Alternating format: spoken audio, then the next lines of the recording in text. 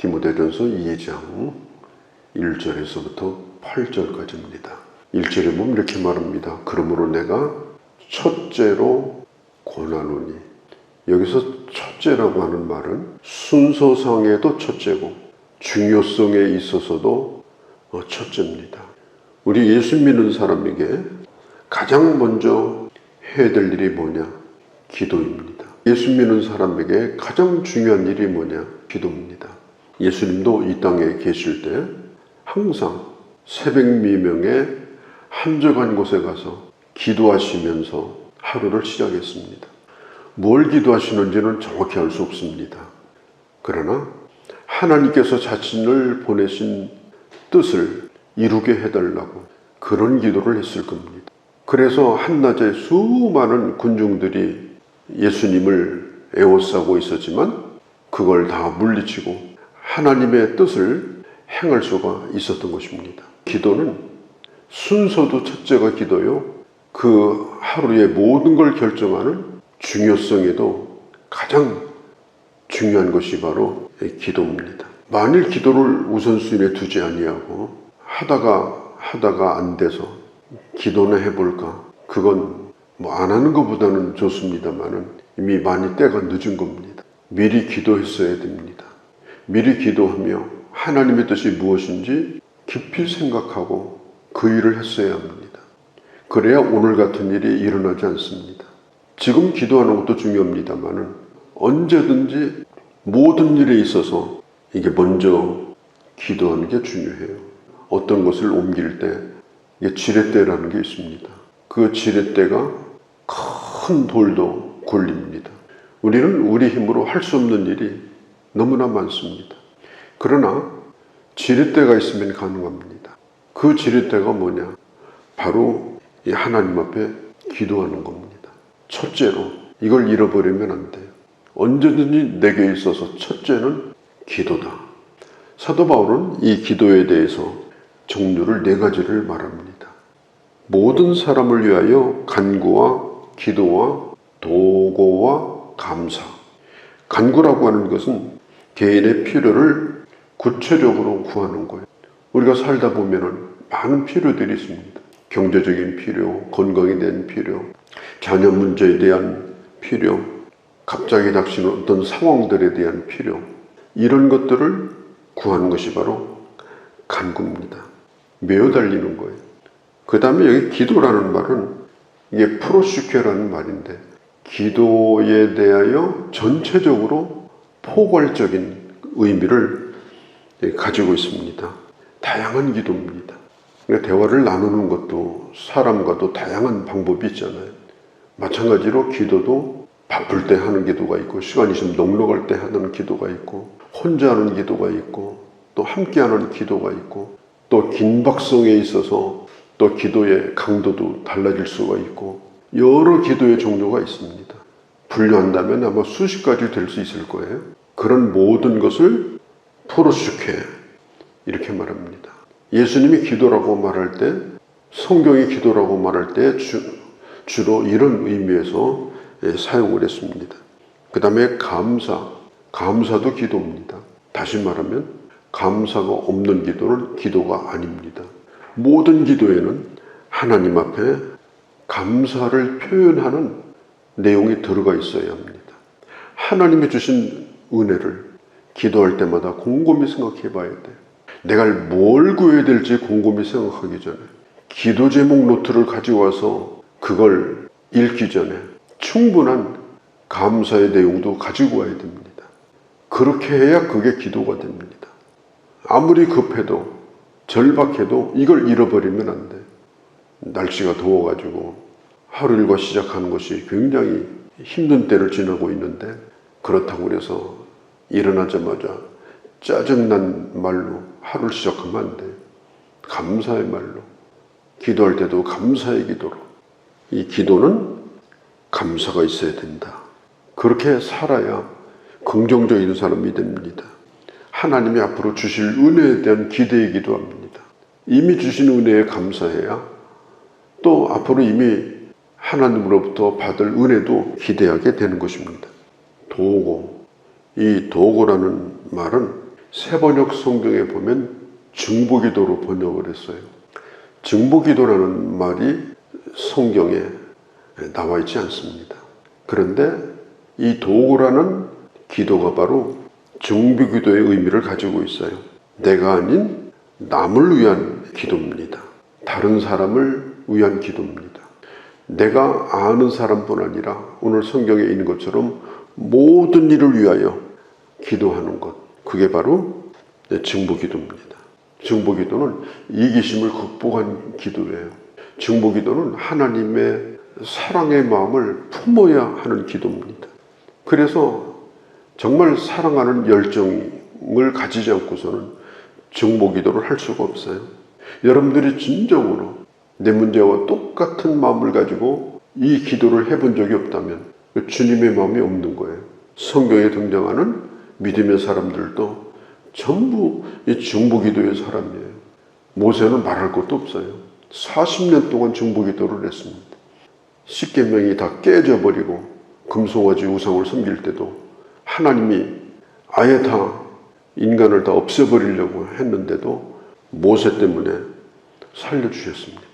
아브라함의 조카인 롯의 가정도 소돔 고모라에서 아브라함의 중보기도를 생각하셔서 창세기에 보면 그를 구원하셨다고 성경은 말하고 있습니다. 종교개혁자 마르틴 루터는 이런 얘기를 했어요. 나는 오늘 굉장히 바쁘기 때문에 나는 더 충분히 기도해야 된다. 존 낙스는 말하기를 기도하지 않는 한 민족보다 기도하는 한 사람이 더 위대하다. 늘 깨어 기도하기를 주님, 이 스코틀랜드를 저에게 달라고 그런 부담감을 가지고 기도했던 사람이 바로 존 낙스입니다. 요한 웨슬레, 하나님 전 세계를 나의 교구로 주옵소서. 교구라는 말은 내가 일할 수 있는 일터입니다. 세계 복음화라고 하는 이 강력한 요청을 하나님 앞에 드렸던 요한 웨슬레의 기도도 이게 중보기도입니다. 우리의 기도 속에는 이 도구가 빠지면 안 돼요. 그럼 누구를 위해서 기도하는가? 2절에 임금들 높은 지위에 있는 모든 사람을 위해서 하라. 우리가 모든 경건과 단정함으로 고요하고 평안한 생활을 하기 위함이다. 당시 임금이 누굴까요? 네로 형제예요. 하나님 네로 형제가 건강하게 자기 하고 싶은 일을 더 마음껏 할 수 있도록 만수무강하게 하옵소서. 그런 기도를 하라는 뜻이 아닙니다. 어려운 때지만 네로 형제가 바른 마음을 가지고 하나님을 대적하는 자가 되지 않고 로마라고 하는 나라를 잘 다스릴 수 있는 그런 지혜로운 왕이 되게 되려고 기도하라는 것입니다. 국가를 위해서 기도할 때 어떻게 기도해야 되는가? 지도자를 위해서 기도할 때 어떻게 기도해야 되는가?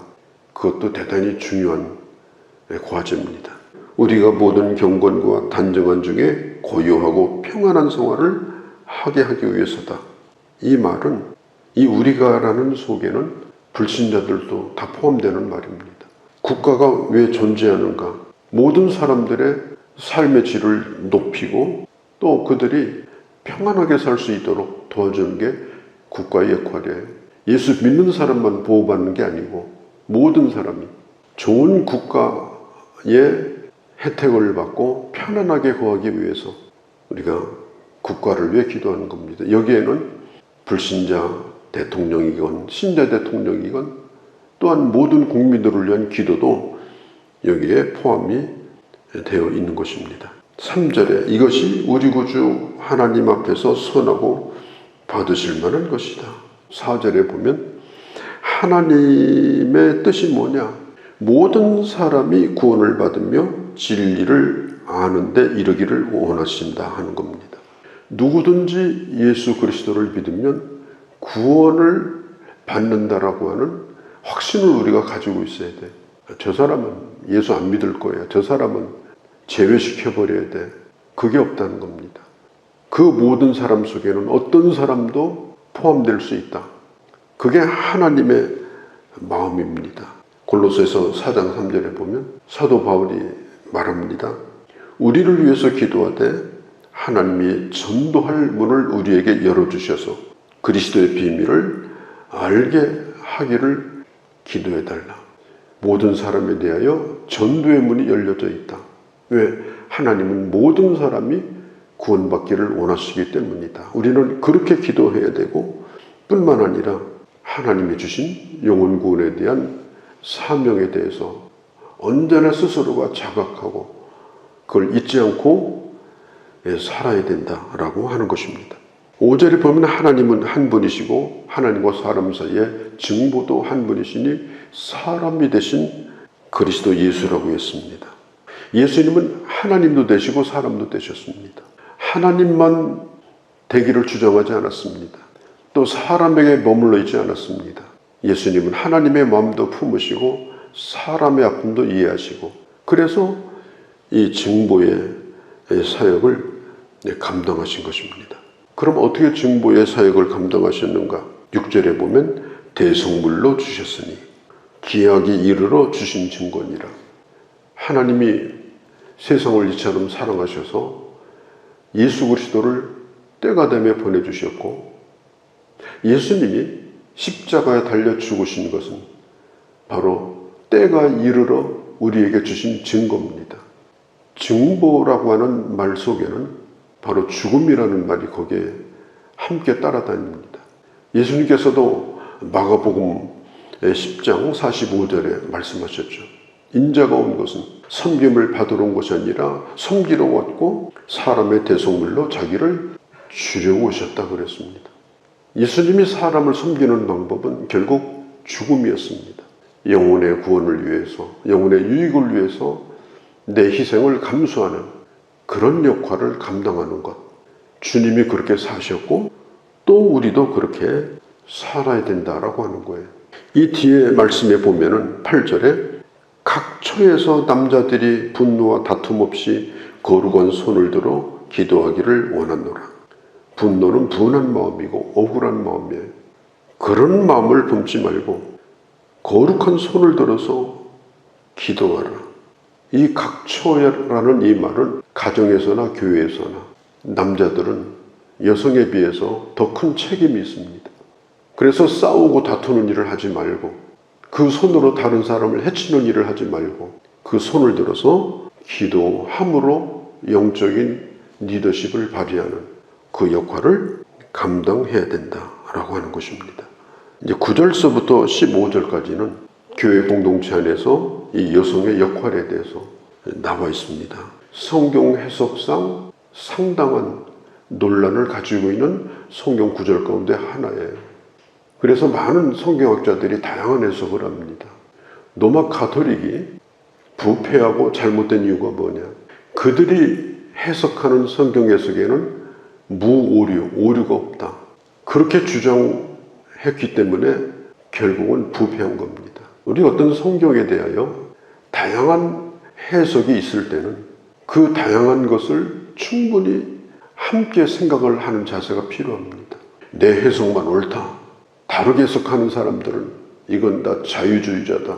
그렇게 하면 안 돼. 열어놓고 그 모든 소리를 귀를 기울여서 하나님이 도대체 이 말씀을 통해 뭘 원하시는가 하는 그 하나님의 마음을 알아내려고 최선을 다하는 자세가 필요합니다. 이 말씀을 가지고 어떤 사람들은 교회 안에서 여성의 활동을 제한해야 된다. 그렇게 주장하는 사람들이 있어요. 그래서 심지어 교회에서 여성이 나와서 기도하는 것도 앞에 나와서 말하는 것도 제한합니다.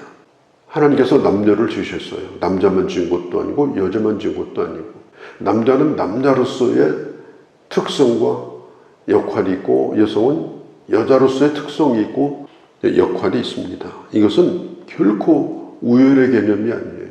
남성이 여성보다 잘났다. 또 잘난 여성보다 남성은 못났다.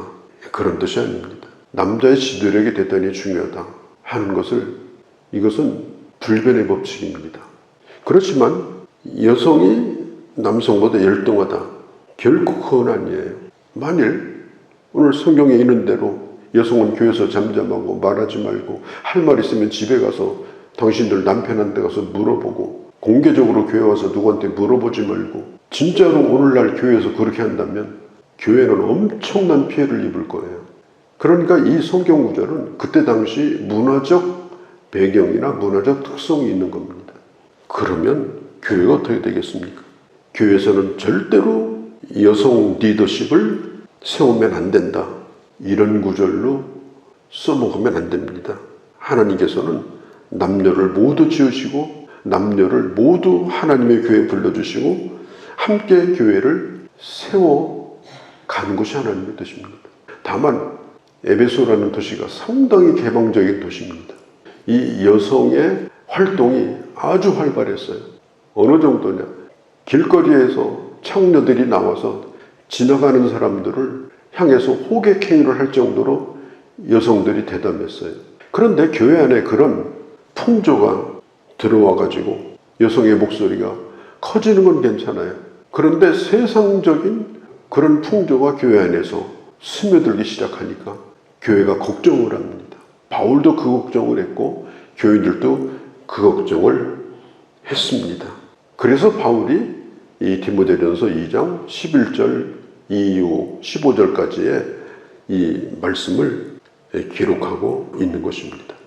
유대인의 전통적인 사상은 창조 순서나 타락의 순서에 있어서 여성이 더 책임이 많다. 사도 바울도 그걸 인용해서 교회 안에서 여성이 분란을 일으키는 자가 돼서는 안 된다. 여성은 특별히 남성이 할 수 없는 15절에 보면 해산의 고통이 있다. 한 가정의 어머니로서 역할도 있다. 어떤 남성보다 여성은 강합니다. 그러므로 해산함으로 구원을 얻으리라. 어떤 것도 견딜 수 있고 감당할 수 있는 강한 사람들이 여성들입니다. 구원의 은혜도 누리고 또 다른 사람의 구원도 주신 역할을 감당할 수 있는 그런 역할을 여성은 해야 된다 하는 겁니다. 11절에서 15절 사이에 있는 말씀은 에베소뿐 아니라 기독교 역사 2000년 역사에도 마찬가지예요. 교회의 모든 여성들에게 주는 매우 중요한 교훈의 말씀이다. 이렇게 볼 수가 있겠습니다. 세속적인 유행을 따라가고 그런 일에 정신을 팔고 자유분방한 사람이 아니라 정말 단정하게 교회에서 주신 역할과 영적인 리더십을 잘 발휘해서 어머니 마음으로 자녀를 낳은 그런 마음을 가지고 하나님의 교회를 섬기고 영혼을 양육한다면 여성 한 사람이 남자 10명도 감당할 수 있는 그런 역할을 하지 않겠느냐. 여성들에 대한 경고이기도 하지만 여성의 중요성에 대해서도 오늘 이 성경이 말하고 있는 것입니다. 우리 남성들도 마찬가지입니다. 분노를, 다툼을 씌우고 거룩한 손을 들어 교회와 가정을 위해서 기도하는 영적인 리더십을 회복하고 하나님의 사람으로서의 역할을 또한 잘 감당할 것도 잊어서는 안 되는 것입니다. 거룩하신 우리 아버지, 하나님께서 내게 주신 역할, 가정과 교회에서 잘 감당하여 하나님의 나라에 귀히 쓰임받는 저희 모두가 되게 하여 주시옵소서. 우리 주 예수님의 이름으로 기도하옵나이다. 아멘.